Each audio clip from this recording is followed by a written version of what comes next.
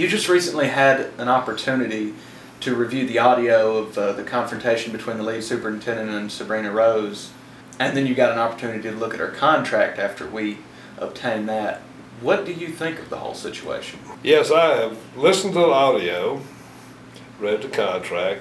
It's regrettable that it was handled in that situation by Mr. Mower. And you know, and I've read the contract, and Miss Rose is an employee of the school. But she also has parental rights. And you know, and I'm just wondering what's leading to all this. That's what bothers me the most. So, Mr. Kile, obviously neither party under the terms of that contract can discuss it, but we can look at the contract itself and see, you know, that Ms. Rose is getting almost $50,000 until, you know, March of 2013. But apparently it's the superintendent's interpretation of the contract that she can't be at the schools. Does that seem odd to you? Throws up a red flag to me. I mean, you know, if he don't want her at the school, then the contract stated she gets sick days, vacation, personal days. And if you're not at school, how do you get paid for those days? So that would indicate that she is supposed to be at the school, to me, you know, because I've worked in public life, and to be sick, you got to be there. To take vacation, you got to be there. If you're not there, how come you're getting those? It just throws up a red flag, like there's something that they can't discuss on this. So, Mr. Kile, there was a recent Board of Education meeting where the public was allowed to speak, and they spoke about a lot of concerns they had with the school system. Do you think the board addressed all those concerns in a way that satisfied the public?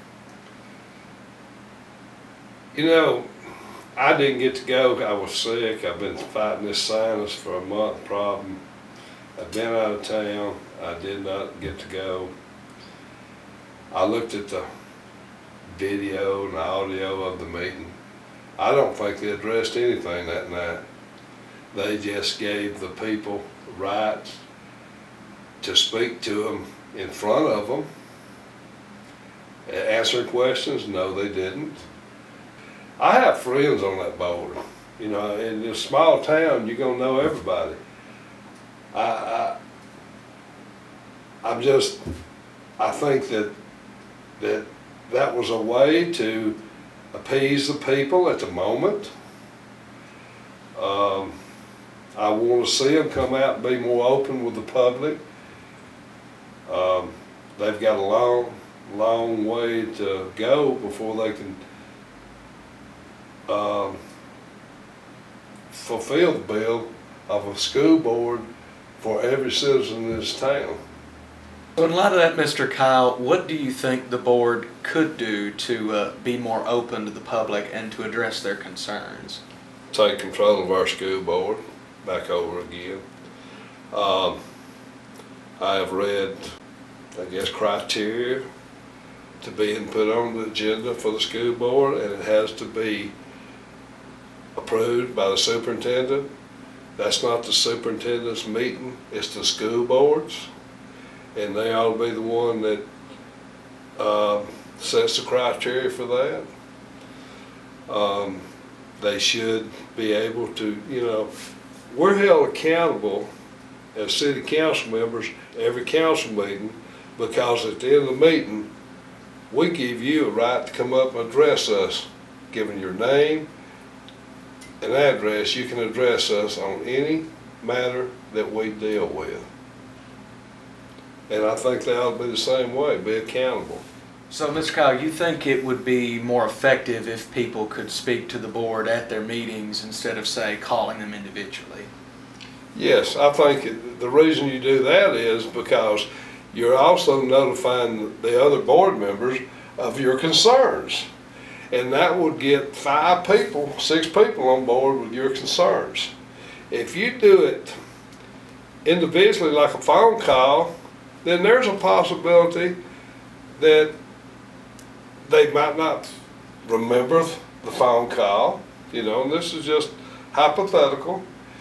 And you know, and they might not get the gist of things, but you need to have some kind of source of knowing what's going on. Everybody does it. If you hear it from this parent or whoever that's telling you in front of the school board, y'all all will know what's going on. And you know, it's hard to really say, but I mean, I would rather people come, and I answer the phone call a lot at home. But I also rather people come to City Hall where they can get our ideas and input on what's going on in their life. Mr. Kile, we've had some people complain, you know, every time a negative story pops up about Leeds, you know, it's making Leeds look bad. What do you think about that? I've been in law enforcement for 35 years. Had a lot of things I've had to take care of. We can think back to 6 months ago when everything broke at Penn State and Joe Paterno. If they would have covered that, if they had took care of that problem when it first arose, they wouldn't have had the bad publicity as they have now. My feelings are, if you confront your problems at that point in time, then get rid of them. It's regrettable that it happens, but if you don't get rid of it and get it taken care of at that time, it's going to come back and bite you in the butt. It always has, because you look at Watergate, you look at everything. The media is everywhere, with phones, with instant messaging and everything. So it's going to get you. So you've got to be up board, and you've got to take care of everything right then it comes to you. You don't push it off. You got to go for it. Go. One of the hot button issues when you were elected 4 years back, Mr. Kile, was an elected school board, and that just recently cropped up again at the Board of Education meeting we just talked about and at last night's Leeds Council meeting. What are your thoughts on an elected school board versus, say, appointed? Well, you know, let me tell you, 4 years ago, I had all these people coming up to me wanting elected school board, and I still think elected school board is the way to go. It gives you, your cousins, everybody in the city of Leeds a right to vote on somebody if they want in the school board.